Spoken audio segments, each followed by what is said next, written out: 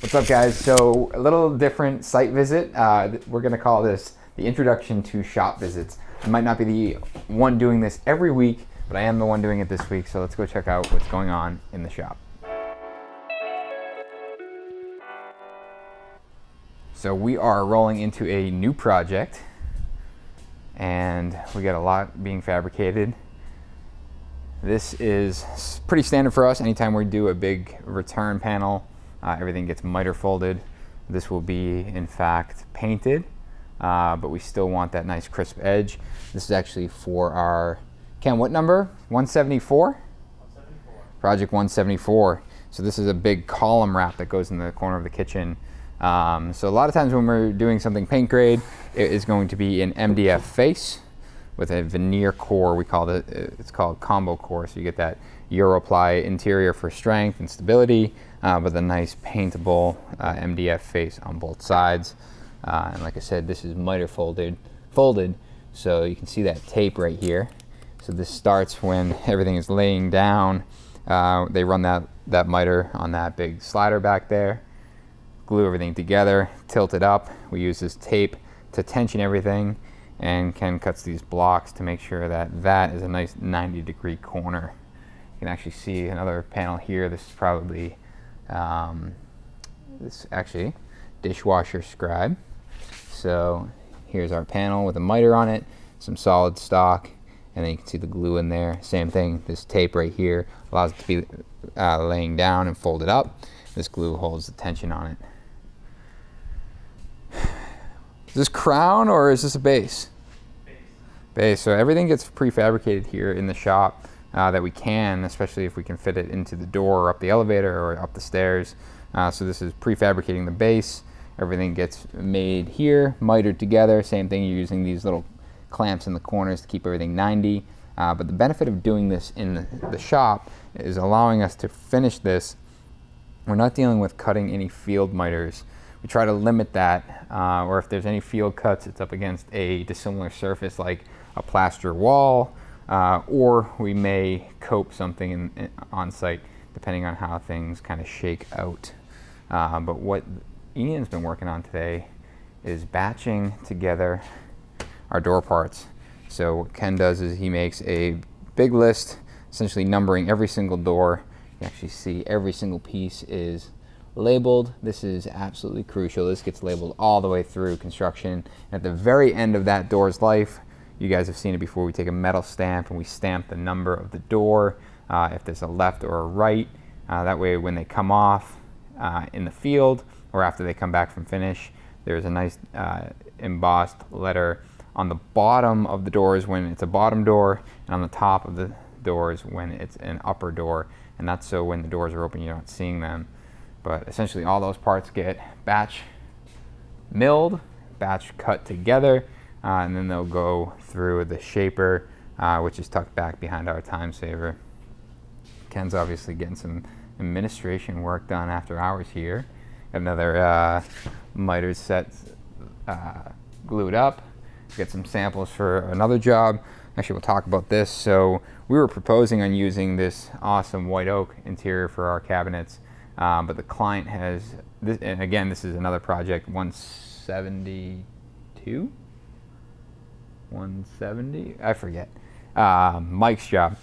But essentially, we're looking at different cabinet interior options. This is kind of your standard go-to maple, which is radial cut. That's something that we use every once in a while. Traditionally, we're using something like this, really handsome walnut. They wanted to go with something lighter, so we were proposing on using white oak, which we can buy pre-finished.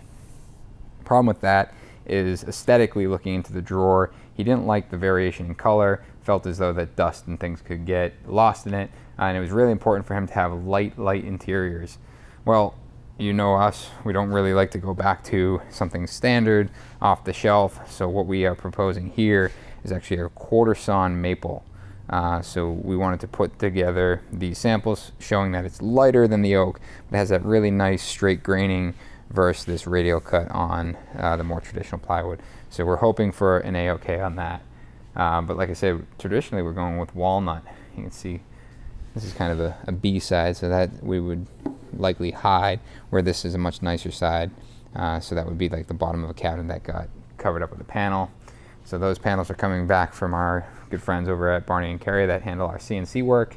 They go into our edge bander down there, cleaned up, and then get fabricated down here. So small shop, so we have to find space to assemble the boxes on that table and then shuttle them down here. And what the guys do is essentially put these in rough location of where they might end up. So as these get put together, we'll understand what the doors and drawers look like. But you can see all our lowers are down below. And see this, they always take these scrap 3/4 inch pieces of plywood, staple them on with just a short staple. That really prevents these boxes from getting damaged when you're sliding them around the shop. Keeps them up off the floor a little bit, and you're not damaging that bottom edge banding. Really important, and it's definitely saved us a time or two when that door there actually had some water come in it when we had some heavy rain. But what you can see is this is actually the upper cabinet upside down, and what you're looking at here is this is going to be a future painted panel.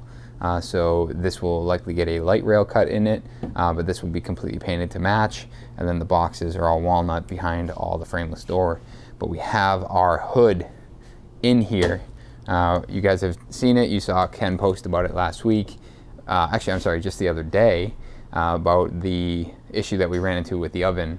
So since that project, which is very, very recent, we decided to have all the appliances shipped to our shop and make sure that they fit. So things like this speed oven, we'll make sure it fits in place. And anything that we don't have, what we'll do is we'll actually go to an appliance store and see it in person and make sure that it measures per the specs and it fits per the specs. And if we can modify things and make things feel a little bit more tight and more custom and bespoke feeling, we absolutely will.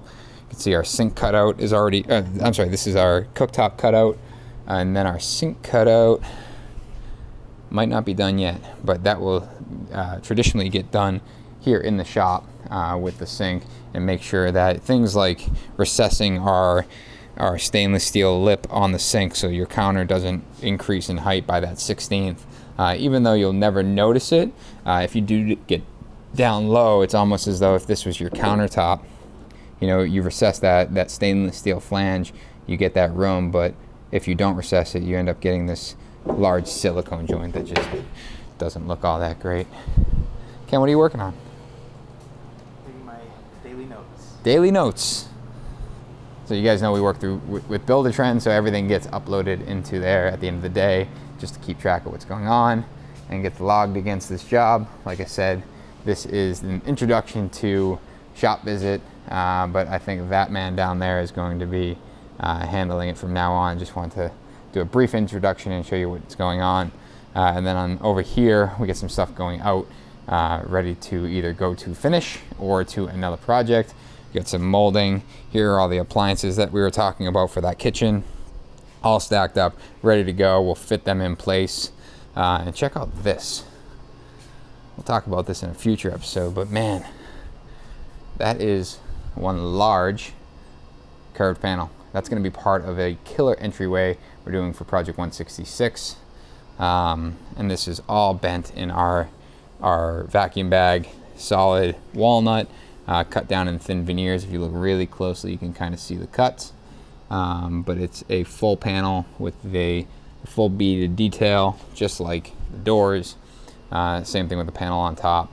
And these are the boxes as well as the arch top frame that everything's going to go into. A little hard to see, so I'm not going to share too much about it, but you'll see that get installed in just a few weeks. This episode isn't going to be as interesting as the rest of them because no one's in the shop working, and I'm giving you a high-level look at what's going on. But I'm excited for Ken to take the lead on this series of Shop Visit. We'll see you guys next week.